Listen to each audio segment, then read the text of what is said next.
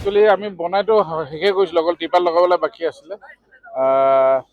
কমিটিয়ে নাজানো আৰু এতিয়া এইখন খুলিব দিলে আমি এতিয়া দেখিছে খোলা হৈয়ে আছে। আপুনি কমিটিৰ লগত যোগাযোগ কৰা নাছিল? না, পমিবাই বনাব দিছিলে, আপোনালোকে মেছেজটো তাতে দেখাইছোৱে অলৰেডি। বনাব দিছিলে, ৰাবুদাই কথা পাতিছিলে, কিন্তু দুৰ্ভাগ্যবশতঃ খুলিব দিছে। এইখিনি ৰাইজৰ কাৰণে কৰি দিছিলোঁ, যাতে ৰাইজে আহিব পাৰে, যাতে বৰষুণত ভিজি আহিব নোৱাৰে, চাকি গছ যাতে জ্বলাব পাৰে। প্ৰশাসনেও নিজেও নিজাববীয়াকেও কৰি আছে, কিন্তু আমি নিজে এইখিনি সুবিধা কৰি দিছিলোঁ ৰাইজৰ কাৰণে। কিন্তু যথেষ্ট অসুবিধা হয়, ইয়াতে টয়লেট এটা নাই আৰু বহুতখিনি অসুবিধা হয়। দেখিছে আপুনি কেনেকৈ আছে বস্তুখিনি। বনাবলৈ চেষ্টা কৰিছিলোঁ আৰু আমি 80% একেধৰণে। তেওঁলোকে আজি 6 মাহ দিয়া হ'ল, কোন কমিটি আছে কি আছে আমি নাজানো, কোন টেণ্ডাৰ হোল্ডাৰ আমি নাজানো, কিন্তু এটলিষ্ট বেছিক নিডছখিনি ইয়াতে নাই। অহা যোৱা ৰাস্তা এটা ভালকৈ নাই, বোকা পানী বৰষুণ, এতিয়া বাৰিষা বতৰ। আৰু যেতিয়া গৰিমা বয়ে, যেতিয়া এই টিপালখন লগাই থকা দেখা পালোঁ, তেতিয়া আমি ৰখি নাথাকিলোঁ, আহিলোঁ। আৰু জুবিন দাই যিহেতু কৈ গৈছিলে যে এতিয়া ক'ব গ'লে আপুনি 80% কাম সম্পূৰ্ণ কৰাৰ পিছত হতাশ হৈছোঁ। এইটো কাৰণে হতাশো নহয়, এটা ভালো হৈছোঁ, যাতে অসমৰ ৰাইজে গম পাব লাগে যে কাম এনেকৈ হয়। এটা এক্সাম্পল দিছে, অসমত বহুত লাখ যুৱক আছে, যোন সক্ষমো হয় কাম কৰিবলৈ কাৰণে, খালি কাম কৰিবলৈ সুবিধাও নিদিয়ে আৰু প্লাছ নিজেও নকৰে, বেলেগো কৰিব নোৱাৰে। এইটো এটা বেলেগ ষড়যন্ত্ৰ চলি আছে বুলি মোৰ উপলব্ধি হৈছে আজি। এইটো মানে নকয় মই নোৱাৰোঁ।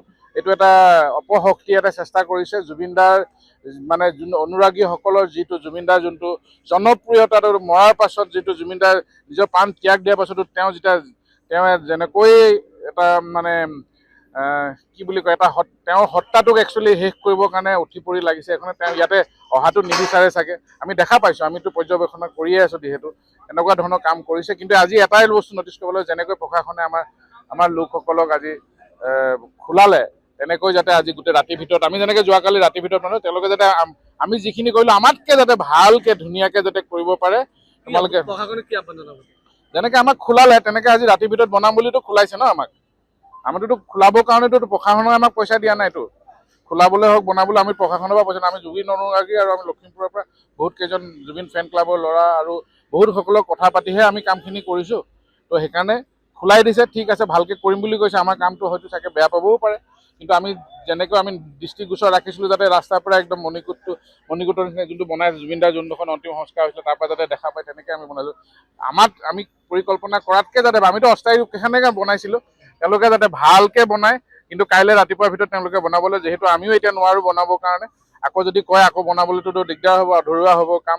তেখেতলোকে 200 লেবাৰ নাই, আমিতো আনপেইড এটা কাম কৰিছোঁ যিহেতু অনুৰাগী হিচাপে। তেখেতলোকে কৰক, ভালকৈ কৰক, যাতে আহিছে চাগে বস্তু, এতিয়া তেওঁলোকে কৰক। জুবিন ক্ষেত্ৰত দেখা গৈছে শৌচাগাৰ বা ব্যৱস্থা নাই, অনুৰাগীসকল আহি কিনে ইয়াতে শৌচাগাৰৰ ব্যৱস্থা নাপায়, কি ক'ব এই ক্ষেত্ৰত? এইটো কি কয়, কমিটি এখন আছে, কমিটিয়ে ক'ত শুই আছিলে ইমান দিনে? আজি 6 মাহ হ'ল, ক'ত শুই আছিলে? সেইটোৱে ক'ম আৰু, ক'ত শুই আছিলে? কালিৰ পৰা যে ইমান তৎপৰতা হ'ল, আজি আমাৰ খোলা বস্তু অনুৰাগী, মানে জুবিন দা অকল প্ৰশাসনৰ হয়, এই কমিটিখনৰ হয়, জুবিন দা অসমৰ ৰাইজৰ নহয়, তেনেকুৱা ধৰণৰহে পৰিস্থিতি। অসমৰ ৰাইজে মাত মাতিলে বাধা দিয়ে, এতিয়া অসমৰ অনুৰাগী হিচাপে অনুৰাগীৰ মাত মাতিলে বাধা দিয়ে, আৰু মোকো বাধা দিছে।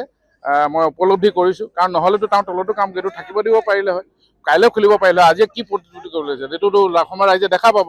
আৰু সেইকাৰণে আমি আৰম্ভণি হোৱাৰ পৰা শেষ হোৱা পৰ্যন্ত আমি গোটেইখিনি ভিডিঅ' কৰি ৰাখিছোঁ, আপোনালোকে দেখাও পাইছে।